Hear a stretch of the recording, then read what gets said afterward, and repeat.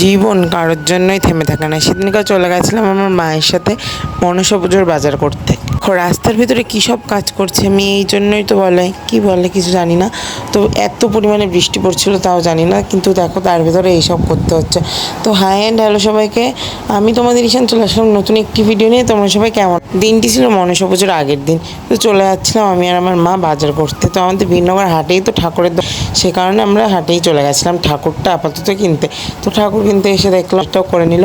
তো এত পরিমাণে বৃষ্টি হচ্ছে, এত পরিমাণে বৃষ্টি হচ্ছে যে ছাতাও হার মানিয়ে যাচ্ছে।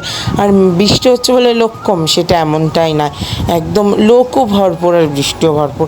তারপর দেখো এরকম ঠাকুর টাকুর নিয়ে নিচ্ছে। তো তোমাদের বাড়িতে কাদের কাদের এই বাড়িতেই মনসা পুজোটা হয় তা অবশ্যই কমেন্ট করে জানিও। জাস্ট তোমরা লোক দেখো এবার, দেখো লোক কত লোক, তারপরে বৃষ্টির ভিতরেও এত লোক, তার মানে বৃষ্টি না হলে কত লোক হতো তোমরা বুঝতেই পারছো। বাজার টাজার কমপ্লিট। তো আজকে যাই, দেখাচ্ছি নেক্সট ভিডিও।